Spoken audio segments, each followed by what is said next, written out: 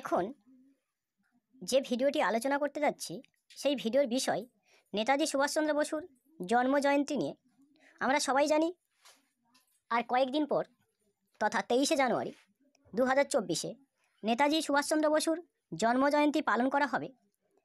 তাহলে সেই নেতাজি সুভাষচন্দ্র বসুর জন্মজয়ন্তী দিবসে খুব অল্প পরিসরে খুব সুন্দরভাবে কিভাবে নেতাজি সুভাষচন্দ্র বসুর জন্মজয়ন্তী উপলক্ষে তাকে শ্রদ্ধাঞ্জলি দিয়ে সবার সামনে একটু ছোট বক্তৃতা বলা যায় সেই বিষয়ে এই ভিডিওটি আলোচনা করছি। যাই হোক, তোমরা কিভাবে বক্তৃতা শুরু করবে সে বিষয়ে আমি একটু ধারণা দিচ্ছি। শুরু করবে এইভাবে যে মহান দেশপ্রেমিক নেতাজি সুভাষচন্দ্র বসুর জন্মদিন উপলক্ষে তার প্রতি রইল আমার বিনম্র শ্রদ্ধাঞ্জলি।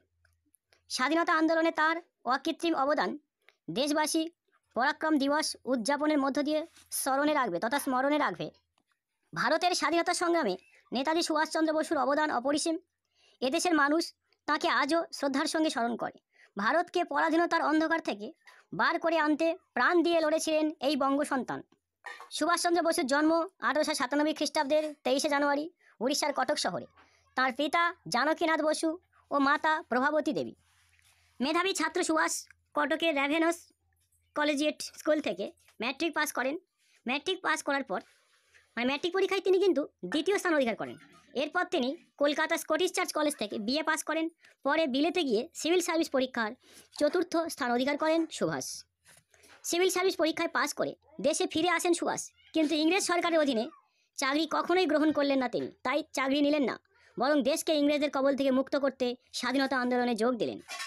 অল্প দিনের মধ্যেই সুভাষচন্দ্র বসু জাতীয় কংগ্রেসের প্রথম সারির নেতা হয়ে উঠেছিলেন। তিনি দুবার কংগ্রেস সভাপতিও নির্বাচিত হন। এরপর একবার কলকাতা কর্পোরেশনে মেয়র হিসেবে নির্বাচিত হয়েছিলেন সুভাষ। ইংরেজ সরকার তাকে বাড়িতে নজরবন্দি করে রাখার সময় ছদ্মবেশ ধরে পালিয়ে যান তিনি। তখন 1941 সাল। প্রথমে জার্মানিতে, সেখান থেকে পরে জাপান চলে যান এই বঙ্গবীর।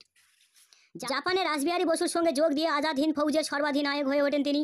সেই প্রথম সকলের কাছে নেতাজি হয়ে উঠলেন সুভাষ। এরপর নেতাজি সুভাষচন্দ্র বাহিনী নিয়ে উত্তর পূর্বের মণিপুর দখল করে সেখানে ভারতের পতাকা উড়িয়ে দেন। কিন্তু আরও এগিয়ে যাওয়ার পথে প্রচণ্ড ঝড় বৃষ্টি নামে। এছাড়া রসদের অভাবে আজাদ হিন্দ ফৌজের পরাস্ত হয়। নেতাজি গঠিত আজাদ হিন্দ সরকারের পতনের পর থেকে তার আর কোথাও কোনো খবর পাওয়া যায়নি। কেউ কেউ মনে করেন বিমান দুর্ঘটনায় তার মৃত্যু হয়েছে, কিন্তু 2006 সালে মুখার্জি কমিশন প্রমাণ করে যে ওই বিমান দুর্ঘটনায় তার মৃত্যু হয়নি। এছাড়াও জাপানের রেনকোজি মন্দিরে রাখা চিতাভস্ম আসলে নাকি নেতাজির চিতাভস্ম নয়।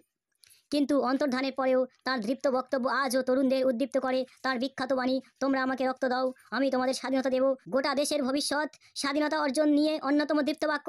আজ তাঁর জন্মদিনে তাকে অসংখ্য শ্রদ্ধার্ঘ্য। এটুকুই বলে বক্তৃতা শেষ করা হলো।